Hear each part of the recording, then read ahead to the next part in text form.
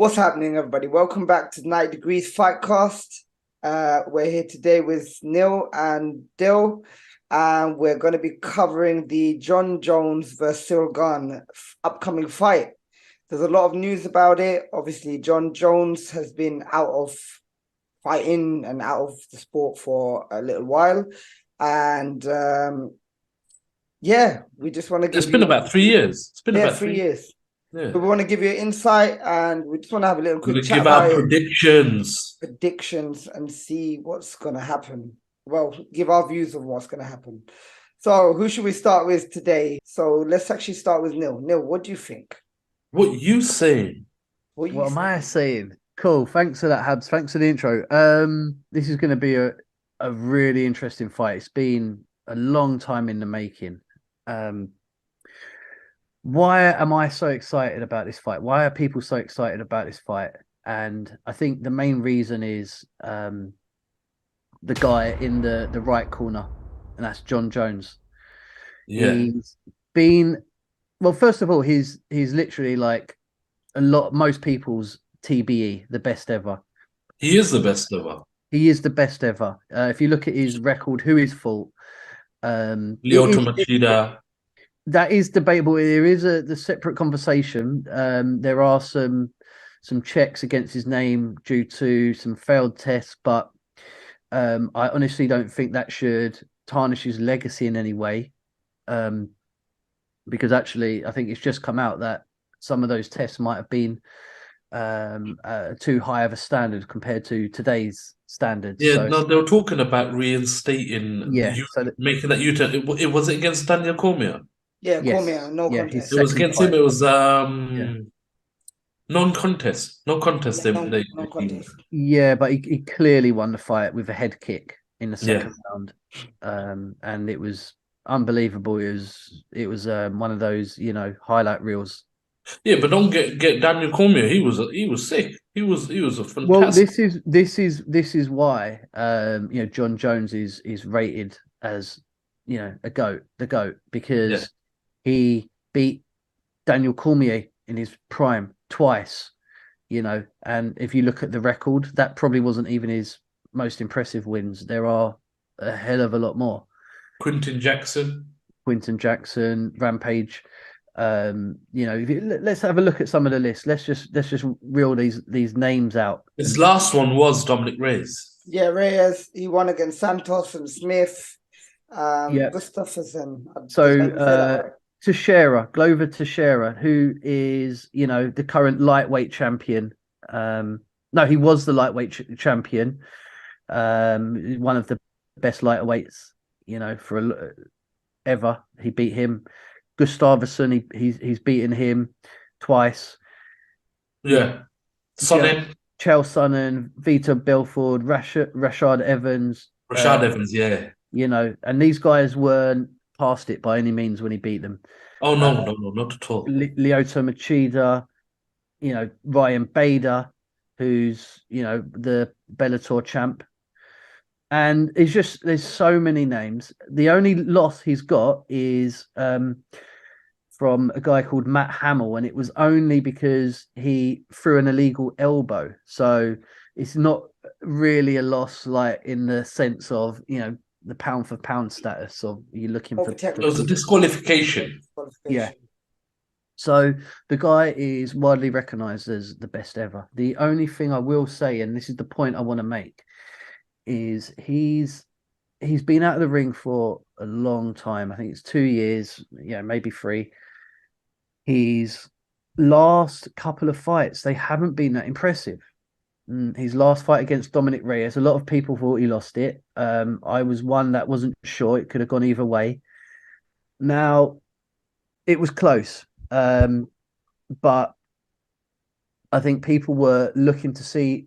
He's always been unbeatable and invincible, but people saw chinks in his armor on against Dominic Reyes, and a lot of people thought Dominic Reyes won it. But if you look back, most people are now like, actually Jon Jones did win it. I think it was just a whole, oh my god, Jon Jones can be touched. Okay, let's give that round to Reyes. But I think when people are looking back at it soberly, he did win it, but it was very close, and he didn't look that impressive.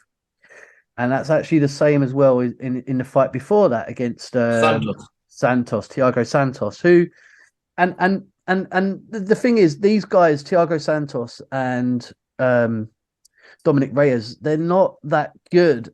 They're not championship level fighters. They've been they've fallen off a bit since their last fights, with Jon Jones. At the time, they were like the number one contenders, legit, but they never really turned into those kind of championship level fighters where people might think, well, they gave Jon Jones a run for their money because they were that good. Didn't actually pan out like that. They were good at what they did, but they weren't. I don't think they were true championship level fighters. So, if you can't really judge it, because he said something in one of his recent interviews. He said, he didn't have that fear in him anymore. So he was just, nothing was driving him. He was having nightmares at first, isn't it, of getting knocked out? Yeah. So he wasn't really interested. Like, he wanted to move up that level. Yeah. Obviously, he wanted to move up that level, and the fear wasn't there. But now he's got that fear back because he's in the heavyweight division. What do you think, Habs? Do you know what it is? Jon Jones is known. He's the legend in himself, isn't it?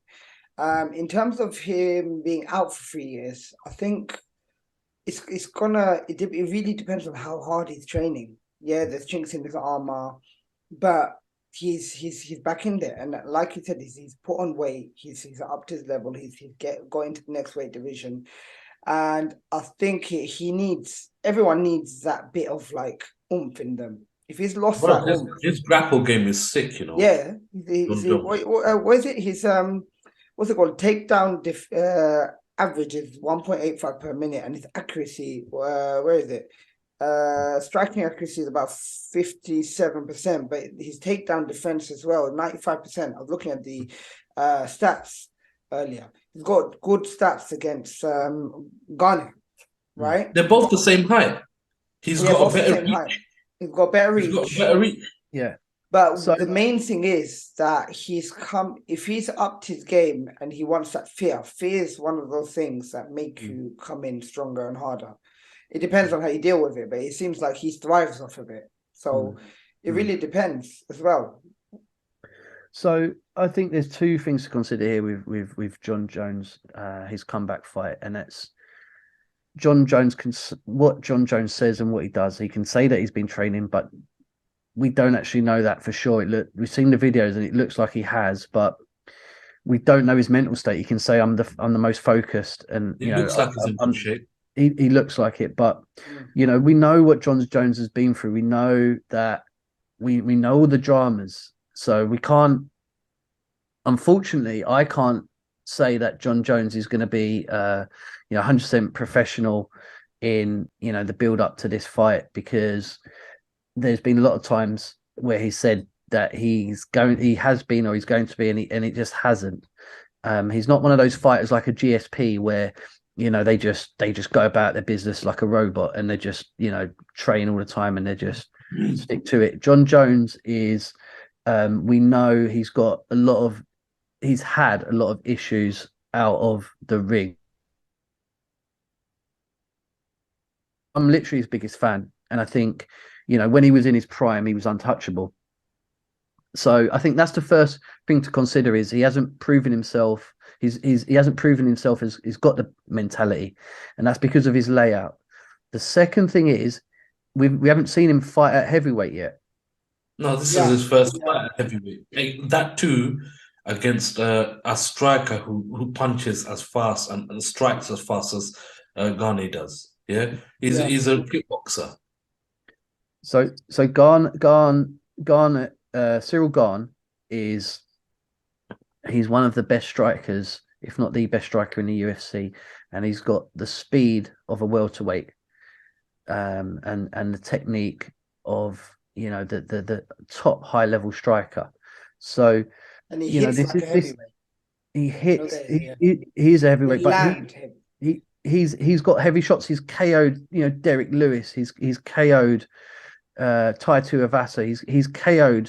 His record. He's fought like a killer's row of people to get to his position, and his fight against Francis Ngannou was quite close. I mean, he didn't get embarrassed. He didn't get humiliated. He took him the full distance. It was just weird because Francis happened to like out grapple him and take him down. Yeah, with a bad knee, right? With a bad knee. Yeah, he had a bad knee, and this is the thing that worries me. Like, if he struggled, and Francis clearly out grappled him hard, right?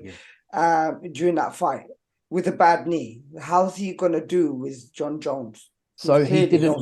No, Habs. He didn't out grapple him hard. It was a kind of a boring fight. He landed the more takedowns, but there was actually one point I remember. I think it was in like the 5th round where Cyril Gane had him in like a heel hook, and I don't think I've seen that in like the heavyweight division. And I was screaming. I was like, "Yeah!" I was going crazy. He didn't hit it because he wasn't high enough on the above the knee. But he likes grappling. He knows about heel hooks. He knows. Yeah, he said that. He's actually said that he loves grappling and taking it to the ground. Yeah. So it's like the main question is,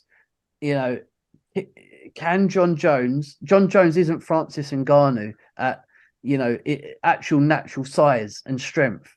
So can that translate to heavyweight? Can he do what Francis Ngannou did to him at heavyweight? And actually, let's hope he doesn't, because that was actually quite a boring fight. And I see Cyril Gane, pushing Jon Jones off and getting back up, and I do see him like out muscling Jon Jones. Yeah. And having the stamina and the natural strength in the grappling department. So I think he wins. I don't think he wins the grappling exchanges, but I think he's strong enough to get up and get to the cage, use the cage and get out of Jon Jones isn't a submission expert. So I think he can use his strength to get up and good wrestler though. And he's got a lot of fight IQ. You've got to give him that. With the people that he's been fighting, Jon Jones and his fight IQ and the way he deals with things.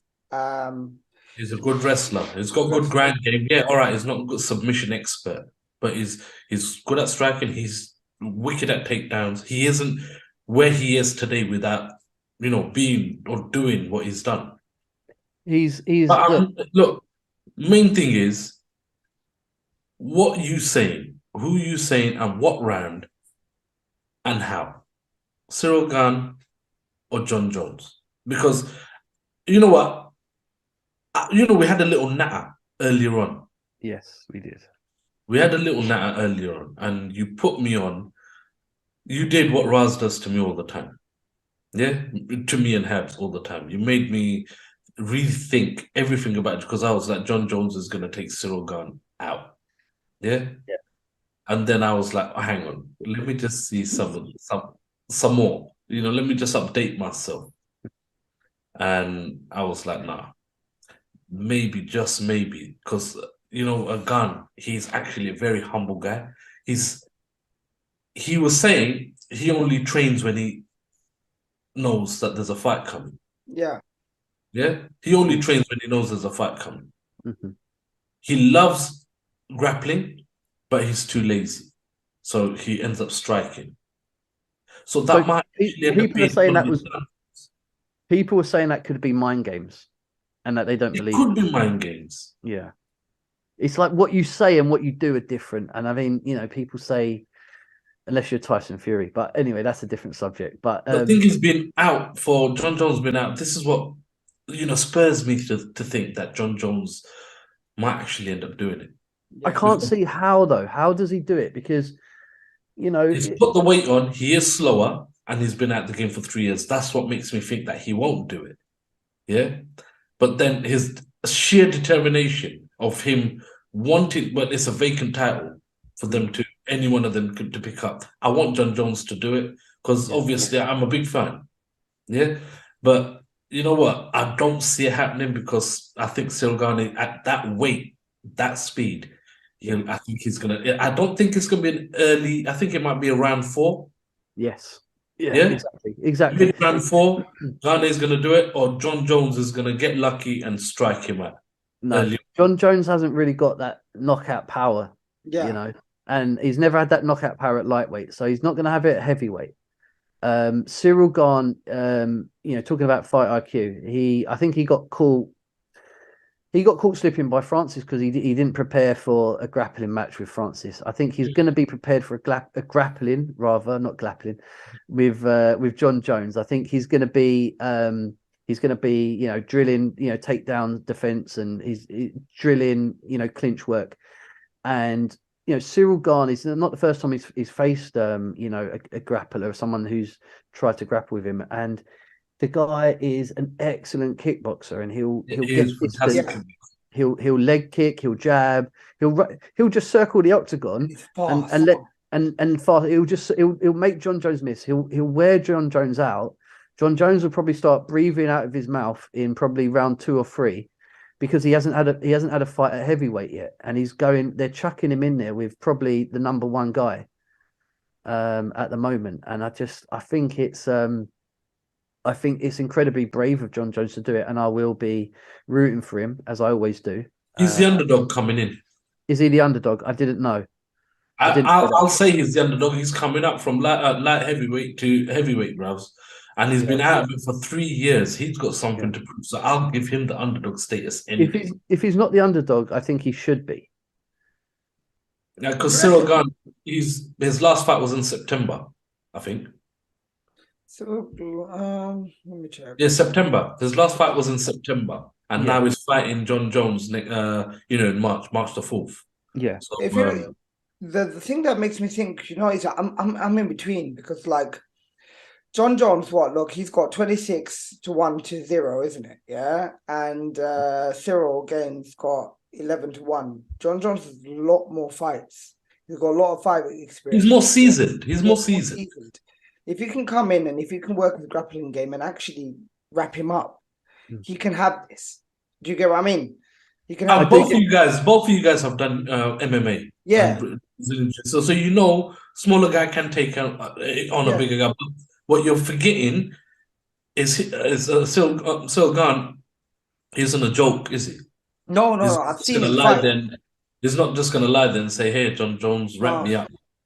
But that's what I'm saying. If you can wrap him up, if you can get him, because once you wrap someone up, and if you can actually get it, but like Neil said, he's seen him use the cage, get out of tricky situations. So it's one of those ones where it really depends, because jiu-jitsu is one of those things. If he grapples and he gets him, and he can take him down, and actually. So would you say it's a 50-50? I think Cyril Gane's got a little bit more to prove. He might have the edge in this one. So just looking at Cyril Gane's record, he hasn't really fought any good grapplers yet. So that is a massive question mark on that angle. And Francis and Ngannou out-grappled him. So I think the obvious route to Jon Jones' victory is to grapple and to hold him and to pin him down and ground and pound, and that could well indeed happen. What my prediction is, he'll try that. He'll be successful with that. Maybe he can win a couple of rounds like that. But I think that he's carrying too much muscle, and I think he will get tired in the later stages of the fight, round 3 or 4. And I think Cyril Gane will outstrike him, outwork him in those rounds. And I'm going to go for a Cyril Gane win in round 4 TKO stoppage. Yeah. Similar to what he did against Derek Lewis. That was round 3. But I think Jon Jones is going to hold on. I think Jon Jones will hold on for another round because of he'll have the ground and pound. But I think Cyril Gane is he's going to be a legit UFC champion, heavyweight champion. I think he knows it as well. Yeah, I think there's a lot of good fights for him after Jon Jones with some legit heavyweights. But Jon Jones is not a legit heavyweight. It's his first heavyweight fight. So I'd like to see.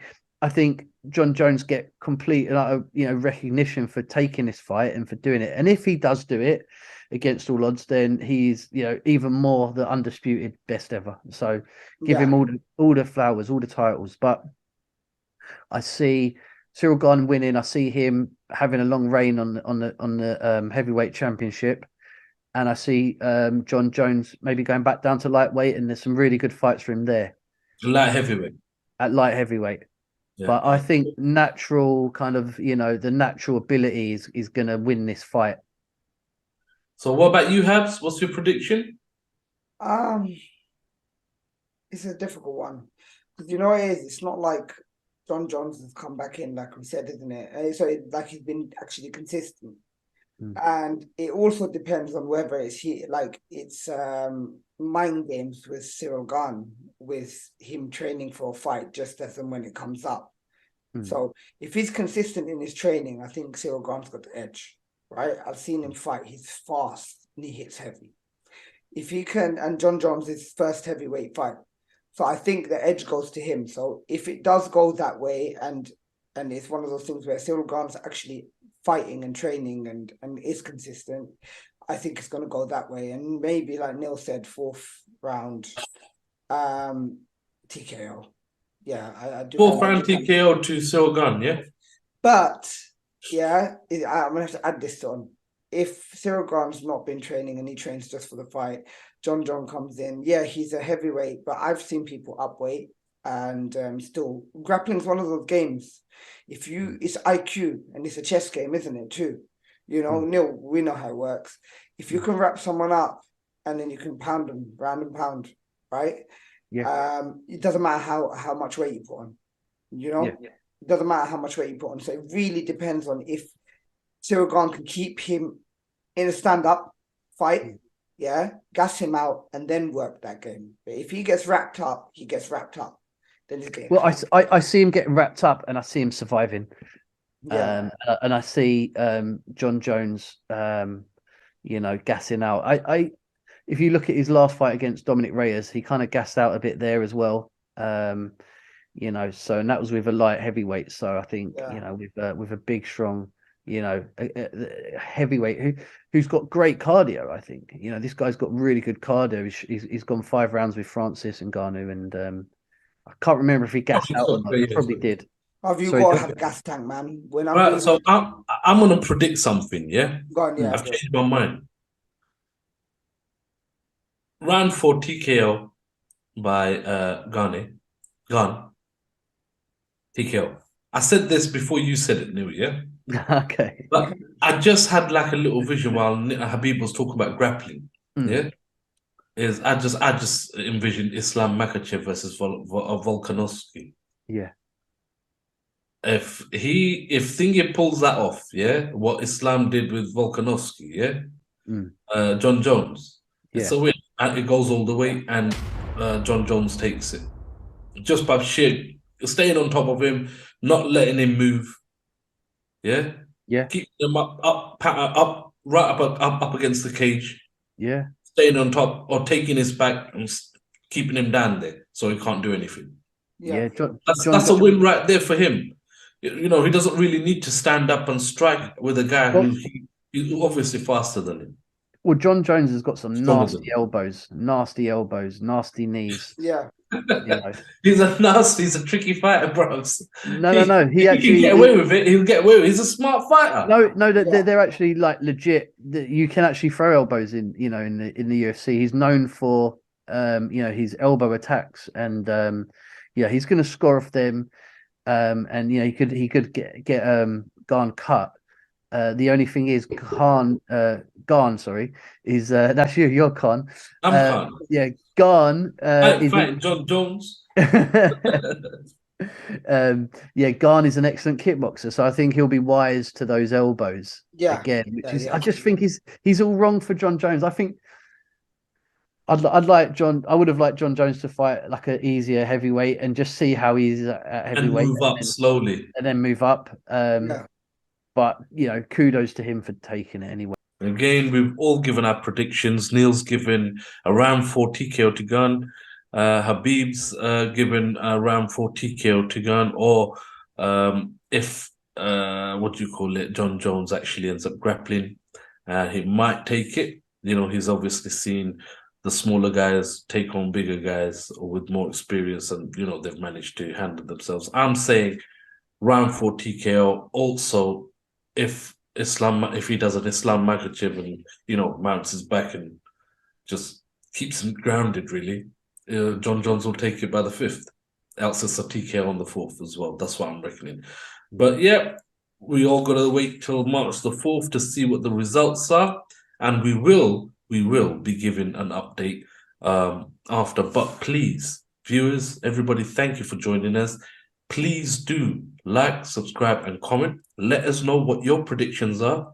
And thank you all for welcoming Neil. And hopefully Neil joins us again and giving a breakdown of the fight and results of the fight on March the 4th.